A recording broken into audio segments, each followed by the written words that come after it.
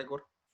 Ya, entonces lo que decíamos es que finalmente acá, si se fijan, la norma de derecho penal, esta norma que accede o que castiga el delito de violación, aparece evidentemente como que le falta una parte, porque me dice simplemente, si yo accedo, estaría cumpliendo con la norma. Entonces, la idea es que ustedes infieran que detrás de las normas siempre subyace un bien jurídico superior. ¿Y quién va a cuidar ese bien jurídico superior? La Constitución, a través de una norma de derecho público. Por ende, quien infringe esta norma, infringe una norma de derecho público. No sé si se me entiende. Por eso el derecho público es indisponible. Por eso el derecho público es tan importante en el sentido de que regula lo importante de la vida en sociedad. Entonces, acá, bueno, se los traje a colación nomás como ejemplo, pero en realidad existen un montón de delitos que no tienen una descripción completa, ¿ya? Y no la tienen porque la norma primaria se infiere, siempre se infiere. Entonces eso lo tienen que tener un poquito claro para efectos de entender cómo se construye la lógica de una norma, ¿ya? Ahora, volviendo a la materia, habíamos visto que la estructura de la norma contiene dos partes importantes. La primera es la gramática, como este lenguaje natural y artificial. Luego se nos dice que el lenguaje tiene ciertas funciones, dependiendo de qué norma, de que la norma describa o exprese o prescriba algo. Luego se nos dice que hay una estructura lógica en la norma que está contenida de dos partes. Una parte es el supuesto de la norma y la otra es la sanción, ¿no? El supuesto siempre va a ser un juicio, por eso nos traen a colación este montonera de juicios que hay acá, ¿ya? Y por su parte, la sanción va a estar en estricta relación con, en algunos momentos, con un hecho jurídico y en otros momentos con un acto jurídico, ¿ya? Cuando hablamos de hecho jurídico, hablamos del principio de causalidad, ¿ya? ¿Por qué? Porque es un hecho que se da sin la intervención del ser humano, ¿ya? Por ejemplo, la muerte, el nacimiento, ¿no es cierto? Son hechos que están regulados por el Código Civil, pero que no tienen una intervención humana, ¿ya? De hecho, cuando una persona muere, se despliegan una serie de efectos que van a tener, van a cambiar la realidad. Por ejemplo, la inexistencia de ese lugar van a cambiar la realidad en cuanto a que su patrimonio va a pasar a sus herederos, ¿no es cierto? Y además de eso, va a cambiar porque su calidad o estado civil va a decir fallecido. ¿Te fijas? Entonces cambia toda la realidad. Ahora, en cuanto al acto jurídico, podemos decir que directamente el acto jurídico o la convención humana derivaría efectivamente del principio de imputación. Cada uno se obliga, cada uno puede renunciar a los derechos, cada uno puede modificar las relaciones jurídicas, ¿ya? Y ahí encontramos, bueno, ahí te dan de ejemplo el matrimonio y el acto delictual, pero hay muchos ejemplos. Cualquier contrato es ejemplo. Cualquier acto por el cual tú te obligues es un ejemplo. Ahora, ya vimos el tema de la sanción, las características de la sanción, vimos también cuáles son las consecuencias que este hecho antijurídico ilícito, esta conducta nociva para la sociedad, va a tener su fundamento en el bien jurídico que protege, ¿ya? Y este bien jurídico, en el caso de la violación, va a ser la indemnidad jurídica, perdón, la indemnidad sexual. Luego viene el deber ser, que es el vínculo lógico, lógicamente, entre la sanción y el ilícito mismo. Aquí nos dicen que el deber ser se expresa totalmente, porque al final es cómo debería ser la conducta humana a través de esta sanción, debería corregirla, debería generar un deber ser, ¿ya? Y la sanción es la consecuencia. Hay diferentes tipos de sanciones. Bueno, acá te ponen sanciones civiles, sanciones penales, sanciones administrativas. Por ejemplo, una sanción administrativa, una multa. Por ejemplo, una sanción civil, una nulidad, ¿no es cierto? Por ejemplo, una sanción penal, el delito mismo, la pena, ¿no? Una sanción internacional, por ejemplo, un bloqueo comercial, ¿no? Una sanción judicial, por ejemplo, un apremio o una pérdida de un plazo, una proscripción de un derecho, una extinción de un derecho, si no lo ejecuto en los plazos que corresponden. Por eso es tan importante el derecho procesal. Por ejemplo, si yo no ejecuto la contestación en los 15 días, voy a perder mi derecho, y esa va a ser una sanción judicial. Luego nos encontramos con el elemento material. En resumen, vimos el elemento gramatical, el elemento lógico, y ahora vamos a ver el elemento material. El elemento material va a estar en estrecha relación con la misma relación jurídica. ¿Ya? Cuando le hable yo del elemento material, van a tener que aprenderse a lo menos todo esto. ¿Ya? Y aprendérselo es fácil, súper fácil. Lo sitúan en un mapa, lo mismo que la bilateralidad, por un lado el sujeto pasivo, por otro lado el activo. Acá va a estar el sujeto pasivo, no sé, eh, el vínculo jurídico va a estar abajo. El objeto va a estar abajo de ambos sujetos, como acción. El hecho jurídico condicionante como el supuesto de hecho, y lo tendríamos todo. No hay nada. La idea es que ustedes estén en su casa y si quieren me mandan una foto y yo les digo, mira, sabes que hiciste mal. ¿Cachai? Pero la idea es que ustedes los materiales de una norma siempre va a tener un sujeto activo. En algunos casos, el sujeto activo, por ejemplo, el derecho tributario, va a ser el Estado. En otros casos, el sujeto activo va a ser, en el caso de un acto jurídico, una persona, etc. Ahora, el objeto de la relación siempre va a ser, cuando nosotros hablamos de objeto de relación, siempre va a ser prestación. ¿Ya? Un dar, hacer o no hacer. Un ejemplo de prestación de dar sería cuando uno cumple una obligación de deuda cierta o de dinero. ¿Ya? Por ejemplo, en esa obligación uno entrega algo. Generalmente cuando tiene que entregar algo, una especie, un objeto, va a ser una obligación de dar. Tenemos también por la compraventa, una obligación de dar el préstamo, una obligación de dar el arriendo, una obligación de dar. ¿Cuándo sería una obligación de hacer, por ejemplo? Una obligación de hacer va a radicar cuando yo contrato a una persona para determinar una obra o para terminar una obra determinada. Esa sería una obligación de hacer. Por ejemplo, para terminar una casa, una obligación de hacer. ¿Cuándo va a ser una obligación de no hacer? Cuando yo dentro de un jurídico, dentro de una norma, me prohíba cierta conducta. Por ejemplo, en los contratos de subsidio me ponen una obligación de no hacer. Por ejemplo, no poder enajenar, no poder vender la casa que es obtenida con subsidio en un plazo determinado. ¿Cachai? Si yo incumplo con esa obligación de no hacer, va a haber una consecuencia. ¿Ya? Y esa consecuencia generalmente es la y en su efecto la devolver todos los efectos a como que nunca se hubiera hecho, incluso intentar a la parte por la cual se hizo. Por ejemplo, una obligación de no hacer también estaría dada cuando una persona que es vecino de otra pone un muro que tapa la visión de otra. Ya, ahí podemos inmediatamente generar, ¿no es cierto?, una demanda o una denuncia de obra nueva, en el sentido de que la persona ejecutó una obra estando en una obligación de no hacer con respecto. Y va a tener que va o en su efecto va a indemnizarme. El sujeto.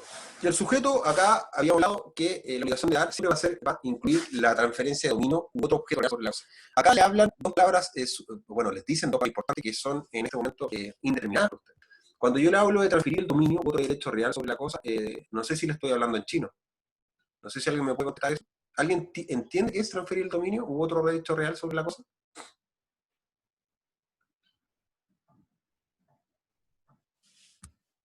Cuando yo hablo de transferir el dominio, hablo de los títulos traslaticios de dominio. ¿Ya? Por ejemplo, la compraventa es un título traslaticio de dominio. ¿No? Y generalmente, al transferir el dominio, yo genero un acto posterior, que es la entrega de la cosa. ¿No? Conjuntamente con el dominio, en el momento de firmar el contrato, en ese momento no queda transferido el dominio. El dominio transferido cuando se entrega la cosa. Y eso los romanos le llamaban tradición o traditio. No sé si lo vieron con el profe. Bueno, como no lo vieron con el profe romano, van a entender en primera instancia. ¿Cómo? ¿Qué habló sobre eso? Ya, la tradición va a ser aquel acto por el cual nosotros vamos a transferir el dominio, ¿ya? Que va a ser el acto final. Por ejemplo, si yo a la Javi Muñoz le vendo un auto y no se lo entrego, no le he transferido el dominio, aunque hayamos firmado una compraventa. Por ejemplo, si yo le vendo a cualquier compañero que es lo que está, de los que están acá, por ejemplo, no sé, puede ser a la Camila, si le vendo, no sé, mi computador, tendría que hacerle la entrega solemne, que es la tradición. Por ende, en Chile se requieren dos pasos para transferir el dominio. El título traslaticio de dominio, que es el antecedente directo, y un modo de adquirir. El modo de adquirir tradición va a terminar con la entrega de la cosa. ¿Ya? Ahora, cuando nos dicen transferir el dominio u otro derecho real, tenemos que entender primero lo que nos decía el profe Pablo. existen derechos personales y derechos reales, ¿ya? Los derechos personales son aquellos que derivan de una deuda, ¿no es cierto?, con otra persona, o de una situación contractual con otra persona. Esa situación contractual va a requerir que yo, para requerir que se cumpla esa obligación, solamente voy a poder hacerla valer sobre la persona misma, ¿ya? Por eso es personal. Él va a cumplir con su obligación con todos los bienes presentes o futuros que tenga en su patrimonio. Entonces, sacamos por conclusión que las obligaciones personales son ilimitadas, no son nominativas, no solamente están establecidas en la ley. De hecho, la ley no establece las obligaciones personales, solamente que dicen son derechos, contratos, perdón, derechos, derivan de los contratos, o no sé si les parece que lo veamos en la norma misma. ¿Quieren revisar la norma?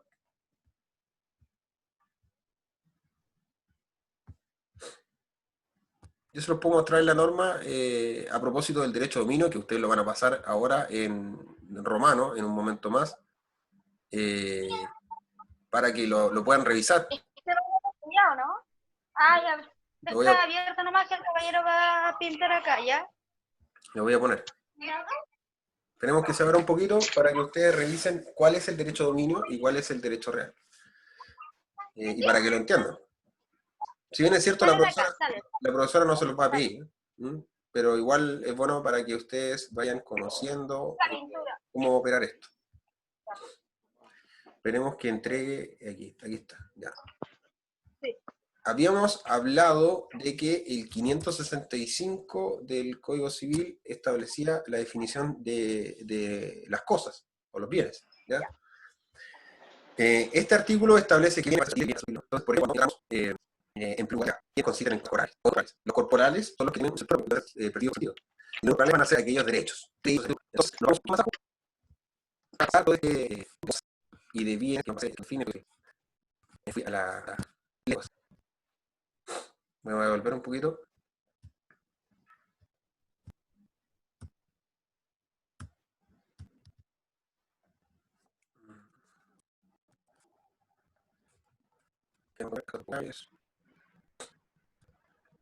Acá, entonces, en el 137, 168, 168 dice, de hecho, personas son que pueden hacer personas con hecho la ley posible como tenido la obligación. Como el que tiene, nos da un ejemplo, el que tu deudor por el dinero prestado o el hijo con su padre por alimentos. Esto de hecho nace las acciones personales. ¿Se acuerdan que en derecho romano habíamos hablado de acciones personales? Como aquellas acciones que estaban involucradas en una acción ejecutiva directamente en la manus y que recaían sobre el patrimonio del deudor. Bueno, acá están los derechos reales, que son los derechos personales, van a ser, van a ser obligaciones que pueden reclamar solo de ciertas personas, que por un hecho suyo, o sea, por la sola voluntad, o por la disposición de ley, en el caso de los alimentos, van a tener que cumplir con este derecho personal.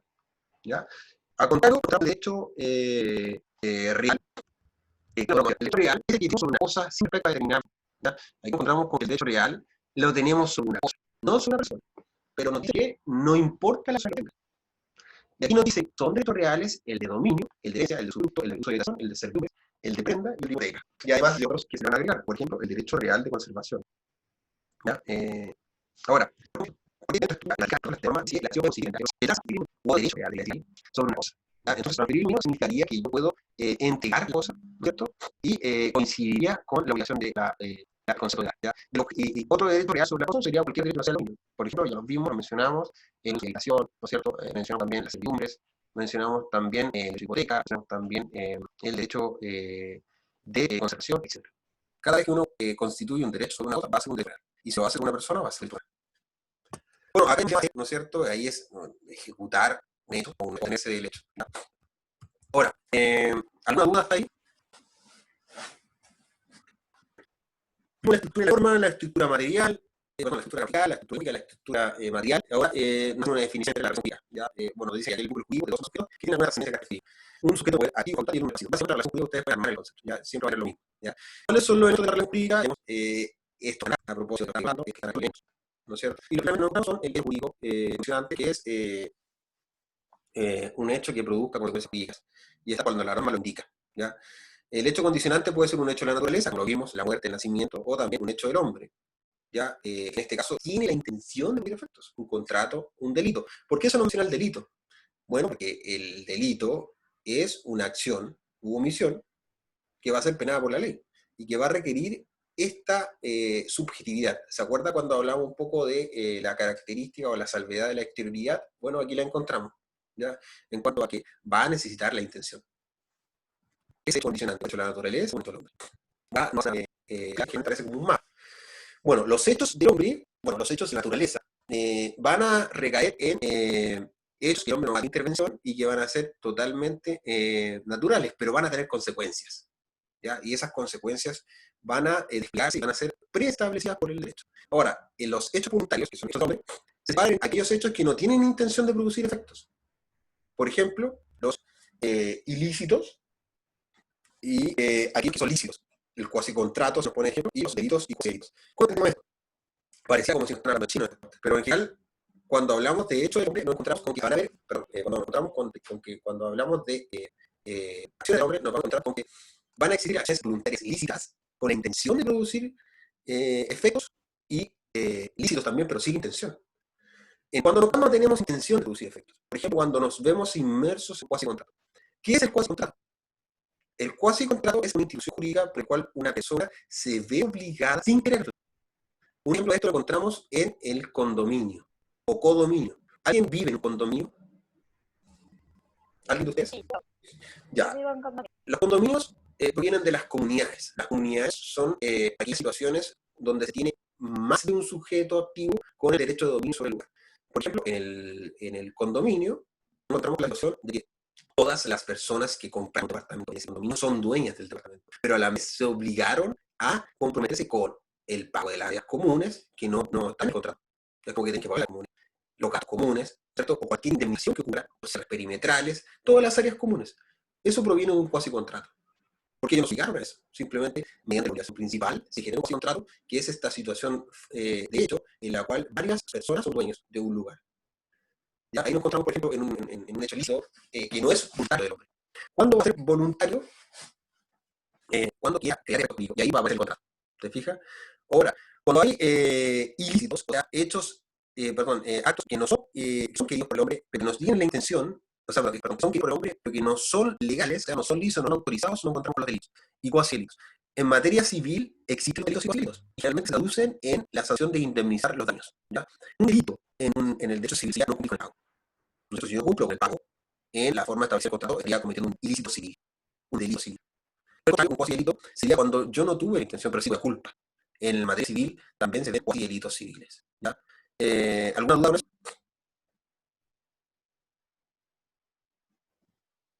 No, nada.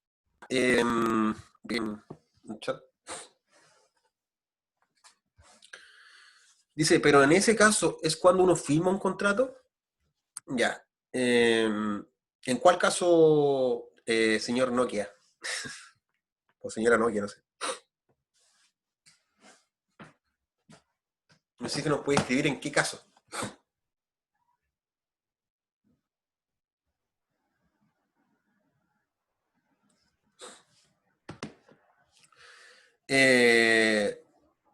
No, en ese caso no. En ese caso es una obligación solamente. Tú lo que firmas es el contrato de compraventa del bien inmueble, ¿no es cierto?, del departamento. El condominio es una situación que está prevista por el derecho. Por ejemplo, otro ejemplo de eso lo encontramos en las comunidades agrícolas. ¿Ustedes conocen las comunidades agrícolas? Las comunidades agrícolas, o en realidad las comunidades en general, son universalidades jurídicas, se le llaman. ¿Por qué? Porque contienen una multiplicidad de derechos sobre un solo objeto, ¿ya? Ejemplo de esto lo vemos, por ejemplo, en la sociedad conyugal. Cuando uno se casa, hay una sociedad entre dos personas que requiere un patrimonio y ambos son dueños, hay que liquidarlo, hay que partirlo. En la herencia también vemos una comunidad hereditaria. ¿Por qué? Porque todos heredan del causante todos sus bienes, activos y pasivos. Por ende, todos son dueños de todo. ¿Cachai? Ahora, si quieren generar una partición de la herencia, van a tener que recurrir ante un juez partidor, si no pueden suplirlo por la voluntad propia, ¿ya? Y también lo encontramos en situaciones en las que son especiales. Yo les voy a mencionar una que se llama la situación del pago de lo no debido, ¿ya? ¿Qué sucede cuando uno paga una deuda a conciencia de que está cumpliendo con un pago o con un deber jurídico, pero que no era tal? Uno paga doble. No sé si le ha pasado alguna vez que de repente pagaron una cuenta y no se acuerda si la pagaron y la vuelven a pagar. ¿Le ha pasado eso? Esa Sí, situación, esa situación ya fue prevista por el legislador y se llama el pago de lo no debido. Y es uno de los cuasi contratos más importantes o con más gráfica dentro del derecho civil. ¿Por qué se da eso? Cuando uno paga a algo en conciencia de que no se lo debía, ni aún en obligación natural, después más adelante ustedes van a ver tipos de obligaciones, ya existen las obligaciones civiles y naturales, pero ni aún en creencia de una obligación natural, aquella obligación que pierde las características de ser civil, porque ya no es exigible, porque pasó el tiempo, etc., la persona que recibe el pago tiene la obligación de retenerlo si es hecho en virtud de una obligación natural. O sea, si hubo una obligación que está prescrita, que pasó el tiempo, pero si no hubo una obligación, a él no le nace el derecho de retenerlo. Pero, pero a la persona que lo pagó le nace el derecho de repetirlo, o sea, de devolverlo pagado. ¿Te fijas? Entonces, en ese caso no hay ningún contrato firmado. Nadie firma un contrato. Proviene solamente de las obligaciones que nacen automáticamente por darse supuestas las condiciones que previó el legislador. ¿Te fijas? Ahí tenemos otro cuasi contrato. Pero en general la profesora no les va a preguntar. Les voy a mostrar el artículo, si es que lo encontramos, el del pago de lo no debido, 2004-65, parece que es, no estoy seguro. No, aquí está la prelación. Franco, Dime. ¿te puedo hacer una consulta sobre lo que estás hablando? Ya, mira, un ejemplo. ¿Qué pasa si yo contraté un servicio X, el cual fue realizado, pero no como se estipuló, pero no hay un contrato de por medio? Ejemplo, ya, si yo no es lo que me pasó, pero voy a poner este ejemplo mejor. Yo mandé a una empresa, pero sin rol, sin iniciación de actividades ni nada, a pintar la casa, pero no hicieron lo que estaba estipulado entre palabras, ¿me entiendes? Hicieron como lo que se les dio a gusto solamente, y en este caso mi pareja se equivocó, le pagó de manera anticipada y ellos no me retribuyeron el doble gasto que tuve que hacer al contratar otra empresa para que me arreglara lo que ellos habían ejecutado mal. ¿Ya? ¿Cómo puedo hacer eso? ¿Cómo se entiende eso? ¿Qué puede hacer uno algo contra eso o no? Ya, primero tienen que partir de la base de que cuando yo hablo de una convención entre dos personas, no estoy hablando de algo escrito, ¿ya? No tiene nada que ver con la escrituración. De hecho, no sé si mostrar el artículo, no sé si será muy latoso, pero cuando yo hablo de una convención, estoy hablando de un género, ¿ya? Y la especie es el contrato. Hay muchas convenciones, ¿ya? El contrato es un acuerdo de voluntades por el cual disponemos ciertos efectos cumplidas ciertas condiciones. Entonces, un contrato de por sí es consensual. Basta con las dos voluntades, ¿ya? ¿Y qué tipo de contrato va a establecer el legislador como consensuales? Bueno, en los contratos en que haya necesidad y no se establezca solemnidades por la ley. Entonces, los contratos que hablen de cosas muebles o de hechos que recaen sobre cosas muebles, por ejemplo, reparaciones que recaen sobre cosas muebles o cosas inmuebles, se van a reputar muebles. ¿Qué significa este trabalengua? Que para los efectos del contrato solamente va a bastar el acuerdo de voluntades. Entonces, en estricto rigor, sí hay un contrato. El tema es que no está escrito. La escrituración es por vía de prueba. Es una solemnidad por vía de prueba. Por ende, no es requisito de existencia del contrato. El requisito de existencia del contrato son la voluntad, el objeto, la causa y, en su caso, la solemnidad si la ley lo exige. Entonces, en el caso tuyo, habría un contrato. El tema es que hay un incumplimiento de contrato por una de las partes. Y eso se traduce en dos cosas. En primer lugar, en ejecutar el contrato de manera forzada, que es la ejecución forzada del contrato, cuando la persona no quiere terminar, por ejemplo, la obra convenida, ¿ya? Y la siguiente es la resolución de contrato. Y la resolución de contrato es el término del contrato con una indemnización por los daños previstos o por los daños realizados, una indemnización de perjuicios, con esa sanción. Ambas se piden en juicio, ¿ya? No hay nada que no podamos hacer en este momento, porque tenemos que ser abogados para generar un incumplimiento de contrato, una demanda por incumplimiento de contrato. No sé si me entiendes. O sea, la única manera de que estas personas ejecuten la obra va a tener que ser a través de la vía judicial. ¿Te fijas? Por eso existe la vía judicial. No hay otra solución. Aquí no hay un cuasi contrato. Acá hay un contrato. Ya, ya, disculpa.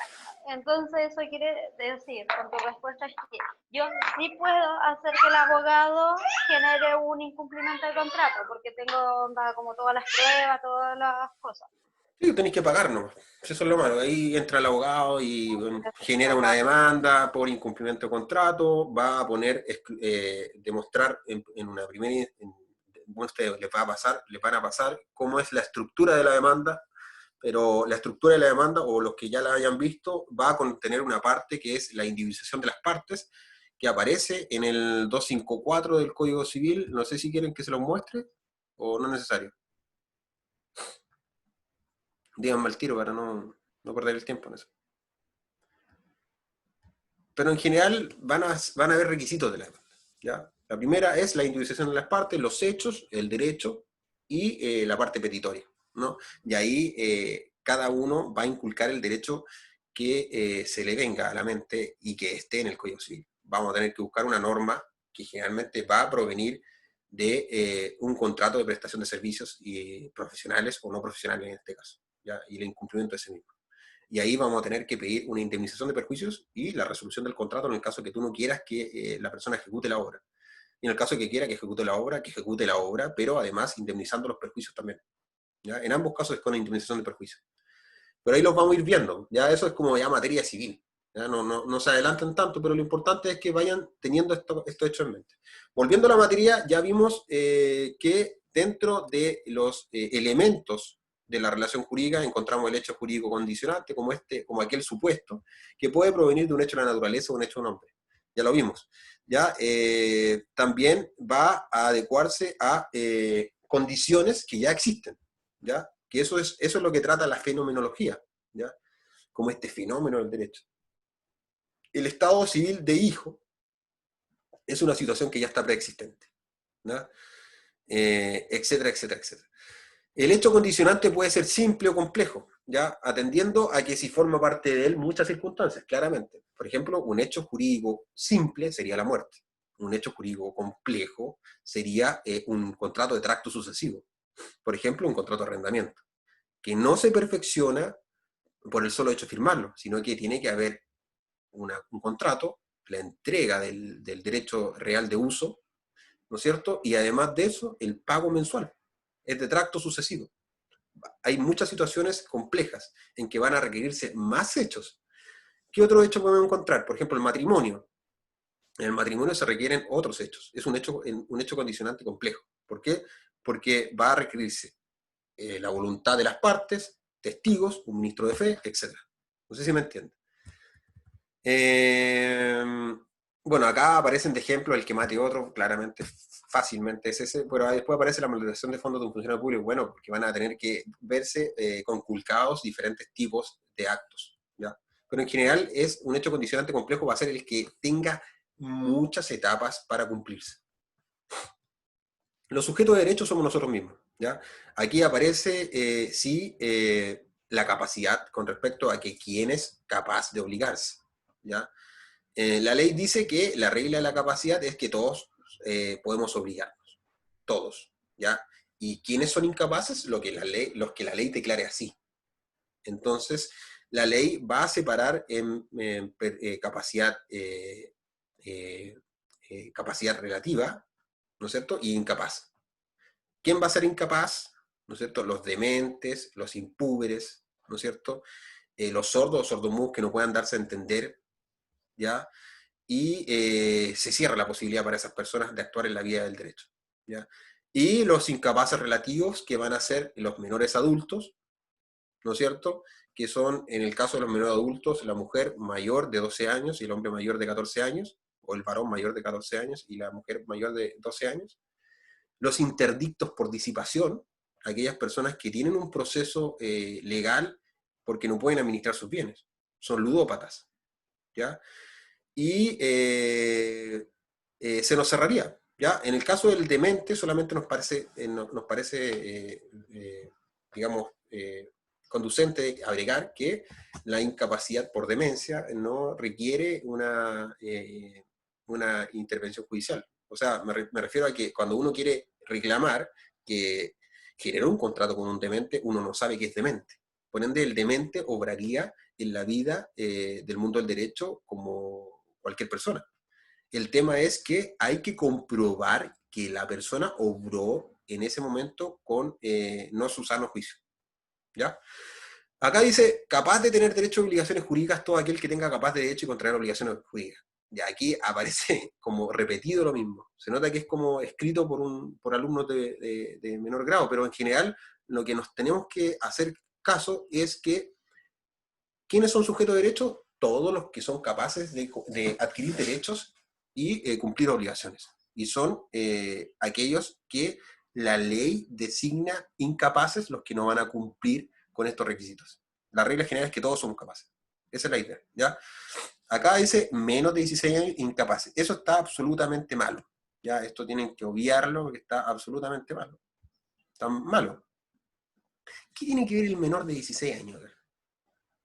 Al parecer lo tratan a propósito de la ley penal juvenil, pero en general no tiene nada que ver con el concepto civil. El concepto civil de capacidad nos da el artículo, no sé si se lo voy a mostrar al tiro, para que lo revisen, para que lo tengan en mente igual. Capacidad. Vamos a buscar el tiro.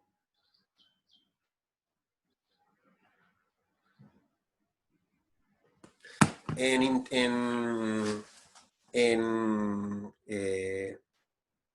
Con la, referirá a que el con menor de la, 16 años es inimputable o no? Es que en realidad no tiene mucho que ver, porque realmente sí es capaz de asumir obligaciones. Estamos hablando en el mundo civil. No podemos hablar del mundo penal acá en el sentido de que la regla general la constituye el Código Civil. ¿Cachai? Entonces no tiene nada que ver. Pero mira, no sé si recuerdan lo que les pasó a la profe Valeria. Ustedes tienen la profe Valeria con formación jurídica, ¿no? Sí. Ya, la profe Valeria les distingue, que es una distinción doctrinaria, de dos capacidades, la capacidad de goce y la capacidad de ejercicio. ¿Ya? El Código Civil no lo distingue así, no lo trata así. El Código Civil dice, son capaces los que la ley designa como capaces, y son incapaces los que la ley designa como incapaces, simplemente así. Y determina quiénes son incapaces. ¿Cachai? Pero la capacidad de goce la podemos definir como la capacidad de actuar en la vida jurídica y de adquirir derechos. ¿Ya? Pero no ejecutar estos derechos, ni asumir obligaciones. Eso es como lo de la capacidad de ejercicio, ¿no? Esa es la capacidad de ejercicio. Entonces, doctrinariamente se los dicen así, pero lo que tienen que entender es que los sujetos de derecho van a ser todos aquellos que tengan capacidad de goce y de ejercicio. Ambas capacidades. ¿Ya? Porque a las finales yo no puedo obligar a una persona que no tiene capacidad de ejercicio. Por ejemplo, los que designan incapaces como un demente, un impúber, ¿no es cierto? O un sordo sordomudo que no pueda darse a entender. ¿Ya? Entonces, aquí aparecen el sujeto activo y el sujeto pasivo. Ya lo vimos en su caso, no lo vamos a repetir. Aparecen quienes pueden ser, bueno,